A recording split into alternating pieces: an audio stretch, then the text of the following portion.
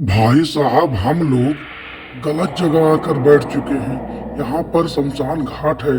शमशान घाट से अजीब अजीब तरह की आवाजें आ रही हैं। मैं कहता था कि यहीं रुक जाओ, आगे मत चलो। आगे बहुत बड़ा जंगल है, लेकिन इनको कोई दिक्कत नहीं। चलो देखते हैं आगे। तो होगा, भगवान को देखा जाएगा, लेकिन डर तो लग ही रहा है।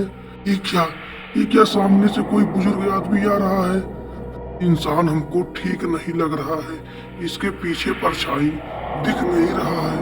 अब हम लोग को ध्यान रखना चाहिए अपने आप को। नहीं भैया, मुझे भी दिख रहा है। ये इंसान की परछाई दिख नहीं रही। मेरे पास आकर क्यों बैठ रहा है?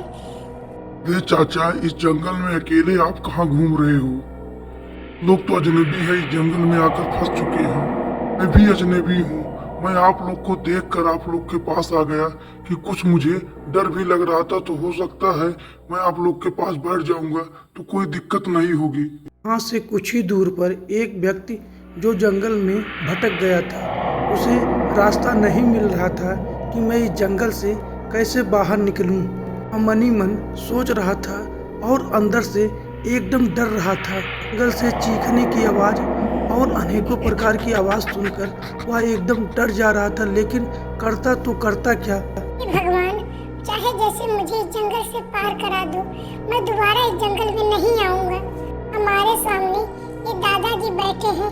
हो सकता है इन्हें जंगल का पता हो और मैं बाहर निकल जाऊं। दादाजी, मुझे जंगल का पता बता दीजिए, मैं बाहर जाना चाहता हूँ। लगता है दादाजी बोलते नहीं हैं, इसलिए कुछ बोल नहीं रहे हैं। अब मुझे आगे निकल जाना चाहिए। मैं इनके पीछे पड़ूंगा तो जंगल में फंसा ही रह जाऊंगा। अरे बेटे, रुक जाओ, तुम्हें कुछ जरूरी बात बताना है। बेटा, मेरी बात मान लो और यहीं रुक जाओ, आगे मत बढ़ो। आगे जंगल में शमशान घाट है, वहाँ एक बुजुर्ग आपको फंसा देगा। वह व्यक्ति बुजुर्ग आदमी की बात नहीं मानता और आगे निकलते चला जाता है। तभी उसके सामने एक लकड़हारा लकड़ी काट रहा था। वह उसके सामने जाता है और उससे बोलता है, बाबा, आप सुनते हो ना? मुझे एक रूम दिलवा दीजिए। मैं इस जंगल में फंस चुका हूँ। मुझे एक रूम चाहिए जो रात बिता सकूं। बेटा, तुम आए किधर से हो? मेरे पास एक घर है, लेकिन उसका ज्यादा किराया लगेगा। किराया कितना भी हो, मैं देने के लिए तैयार हूँ। मुझे रात रुकना है। रात तो रुकना है, मैं भी जानता हूँ, लेकिन तुम्हें किराया पहले देना होगा। बाद में मैं तुम्हें घर भी दिखाऊंगा। घर यहाँ से कम आधा किलोमीटर दूर पे है। इस जंगल में डर नहीं लग रहा है। जंगल में कितनी सी आवाज आ रही है और कितने लोग इस जंगल में मरे हुए हैं। इसलिए तुम इस जंगल में आगे मत जाओ। तुम मेरे साथ मेरे घर पर चलो। मैं वहाँ किराया तुम मुझे मत दो, लेकिन पैसा तुम्हें देना पड़ेगा। मेरे बगल में एक रूम है, मैं उस रूम को तुम्हें दिला दूंगा। व्यक्ति डर जाता है और कुछ देर सोचता है, फिर कहता है, ठीक है दादा, मैं तुम्हारे साथ चलूंगा। बगल वाला रूम मुझे दिलवा दीजिए, पैसा भले कितना भी लगे। तो चलो बेटा मेरे साथ, लेकिन तुम इस यहाँ डरना मत। यहाँ अजीब अजीब तरह की आवाजें आएंगी, तुम घबराना मत। तुम आराम से सो जाना। दादाजी मुझे डरवा रहे हैं, मुझे डरना नहीं चाहिए। मैं आराम से यहाँ पर सो जाऊंगा।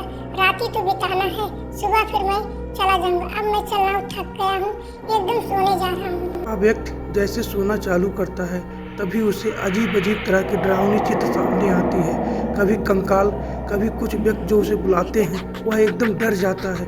खिड़की से अजीब अजीब तरह की आवाजें आने लगती है। वह डर के मारे उठकर बैठ जाता है और कहता है, लगता है मैं आज रात इस जंगल में ही रह जाऊंगा। मैं सुबह नहीं देख पाऊंगा। अजीब अजीब तरह की आवाजें आ रही हैं। अब मुझे यहाँ से छोड़कर आगे निकलना चाहिए, नहीं तो मैं मर ही जाऊंगा।